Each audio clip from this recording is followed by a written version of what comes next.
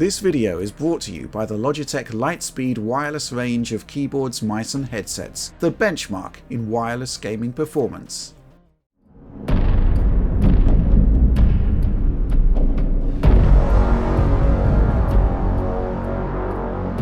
Imagine the cover shooting of Gears of War, combine it with 4 unique superhero classes and an open world layout with up to 3-player squads, and you get Outriders. Developed by People Can Fly of Bulletstorm fame, we're treated to an early demo of sorts here. It lets us play through the first chapter, you get a slice of the story, some side missions, and have a chance to check out some fiery superpowers. All are hugely satisfying in their own right, combat is fast and dynamic, but it's fair to say the experience varies hugely by the platform.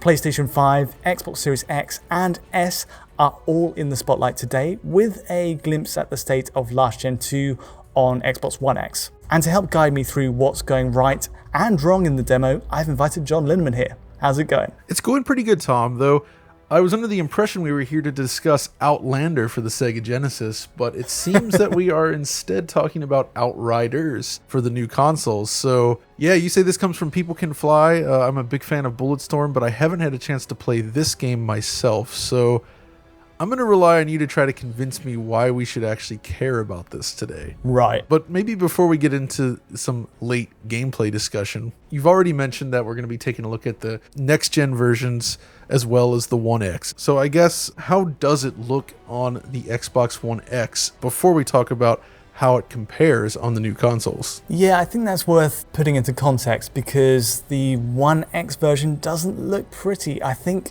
this game, Outriders, has a lot going for it. Visually speaking, it's got a lot of technical flourishes running on the Unreal Engine 4, but I will say running at 30 FPS with bad frame pacing on One X does it no favors. There is an advantage. It is targeting 4K, as I guess you'd expect from One X. It's doing a range of resolutions, actually, dynamic as it is, and reconstructing to 4K. So I've got results ranging from 3456 by 1944 max down to 3072 by 1728 minimum. So there is some flexibility, but yeah, it is for sure not as playable as the next gen versions. I mean, it looks nice to my eyes and about what you would expect from an Unreal Engine 4 based shooter running on a last gen console. I would probably predict that the PS4 Pro version would be slightly lower resolution, but maybe run slightly more consistently, though I suspect the bad frame pacing issue might be an issue on all of these other consoles, which we might have to see when the final game ships. But what about the new consoles then? So we're already at nearly 4K on the One X. Is it comparable on PS5 and Xbox Series X at least? Yeah, I mean, where do you go from there? You just add 60 FPS basically, and the DRS range as a result of moving to 60 FPS kind of shifts. Obviously, these are much more powerful machines, but equally the target has changed. For, let's say, PS5, for example, it's running at a 4K reconstructed output, but in terms of the native resolution, the peak is 3200 by 1800, which is already lower than what I'm seeing on One X, and it bottoms out at 2240 by 1260. Testing this game, pixel counting this game, is quite a challenge, and the technique really is, you see those sort of bullet shells coming off the gun whenever we fire off a round. Those are amazing to use as test samples to get a kind of sense of a moving object within a scene that flashes by within an instant. So yeah, it is relatively low on PS5, but again, you are getting 60 FPS from this version. That reminds me of Assassin's Creed Valhalla, actually, where some resolution was also sacrificed in order to reach that smoother 60 FPS update. But I think it's a fair trade personally, so not a bad choice. What about Xbox Series X then? So this one actually is much higher in terms of overall resolution beneath the reconstruction. It's getting much closer at 3712 by 2088, just about under 4K when you look like straight up the sky and avoid any massive GPU load on the system. Lowest it comes down to about 1440p using that same bullet shell test, looking at the lines of a bullet shell coming out of the gun.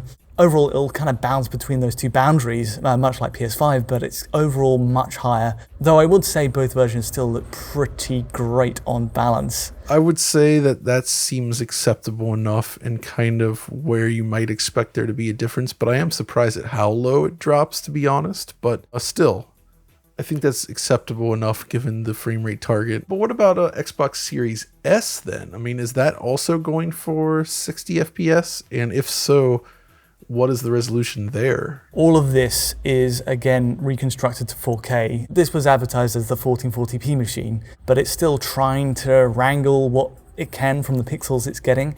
It's actually natively running at 1440p maximum, with the dynamic resolution going down to 900p, and it still looks really solid, sharp, nice looking picture. Actually, yeah, that's not a bad range considering how the other machines compare, so okay. There are a few other points to just cover. I don't think really there's much to it in comparisons. PS5, Series X. This is a last-gen focused game, I think. The development likely focused on the last-gen machines, and then this was bolted up to 60 FPS. And there isn't much to distinguish these two versions, PS5, Series X. Both look essentially the same. And you can confirm that this is actually a native app and not just backwards compatibility. Yeah, it's all a natively designed app. And that reaps dividends in mainly to do with the frame rate being pushed up and the loading times being improved vastly over the One X especially. Okay, what about visual differences then? Is it pretty much like for like, or are there actually variations? There's a few variations. If you look at Series S, there's a lot of cutting of foliage elements and trees in the distance. Basic stuff I don't think you'll really notice when you see it in isolation, but actually it is there. So yeah, Series S drops a few settings, possibly a few more, but in terms of environmental detail, that's kind of where we are. But broadly speaking, all the systems we're looking at here are the same beneath the resolution. One anomaly though, we should point out, this is early days, but there's no flag physics on PS5. Which is really bizarre. Like there's no interactivity at all when you walk through them, whereas on Series S and everything else, it works just fine. So put it down to maybe it being a demo. I'm not sure. Yeah, I mean, that seems like something that could be fixed in the final game. So not a big deal, but it is curious to note. All right, but what about performance then? You've kind of already touched on this a little bit. We know that the Xbox One X is 30 FPS with bad frame pacing and plenty of, I guess, dips below that during combat, which is certainly not optimal. But what about the other consoles then? What can people expect from each one? Maybe we should start with the worst performing version and then work our way up. I think Series S then is the next best choice. Obviously, we're removing that 30 FPS cap, but at least there's no bad frame pacing on areas where it can hit 60.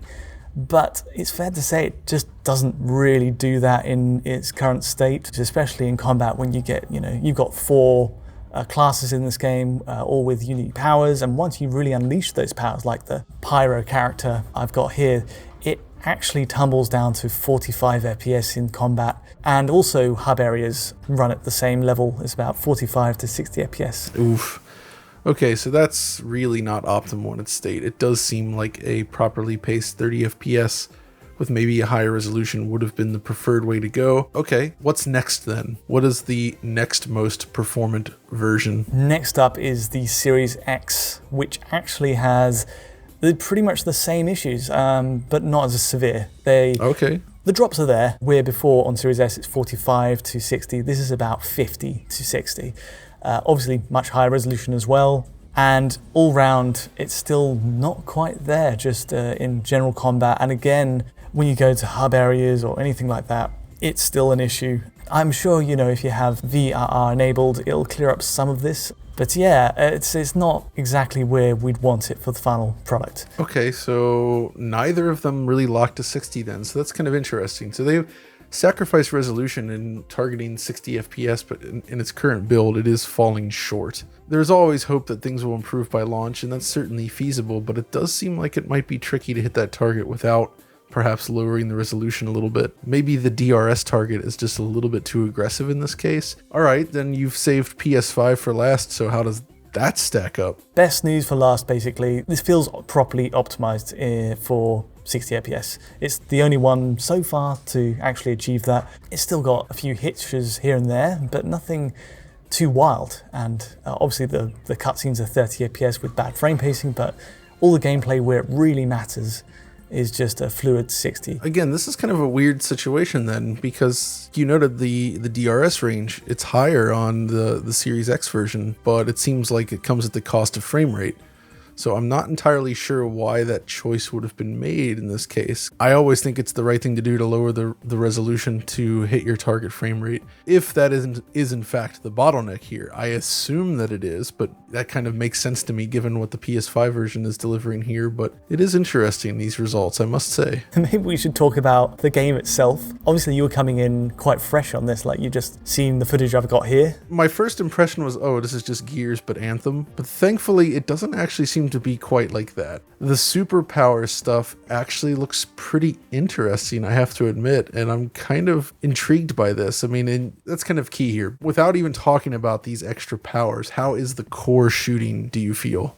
It feels like Gears of War minus a lot of the kind of clunkiness, I guess. It feels sharper and more fluid, like the pace of the rolling and the covering is at a faster clip.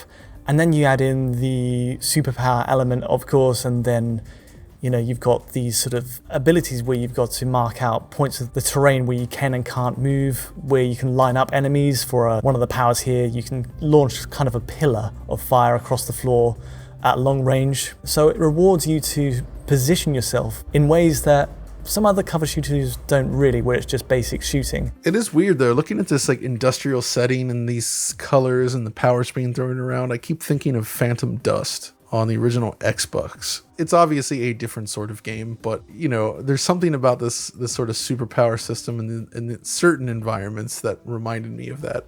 Though at the same time, when you get to this sort of third-person shooting section, it's clearly very inspired by other third-person shoot bangs. So no, but really, I mean, yeah. Again, it's hard to really gauge too much from just seeing a demo of this, but I have to admit some of the scenery here is quite striking and interesting, and the actual gameplay looks pretty fast and fluid in a way that could be a lot of fun. So if they can sort of solve these technical hiccups and actually find a way to, you know, present like an interesting and engaging story that works both in a single player context and if you want to play in multiplayer, it could actually be worth a look. So we should definitely keep an eye on this. Yeah, I totally agree with that. If they can polish up the game, the gameplay itself is really solid. There's a lot of promise here, but again, it all comes down to that final release. 1st of April, we'll have to see. Cool.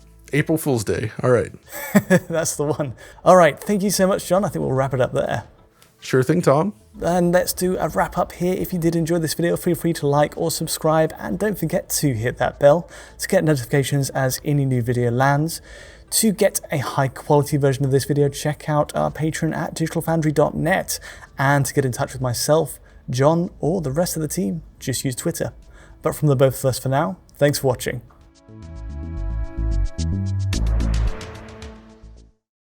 Finally, a headset that can be as expressive as you. G733 is wireless and designed for comfort, and it's outfitted with all the surround sound, voice filters and advanced lighting you need to look, sound and play with more style than ever. Lightspeed Wireless technology lets you game wirelessly without compromises in latency, connectivity or battery. Play in complete freedom with over 20 hours of battery life and a range of up to 15 meters.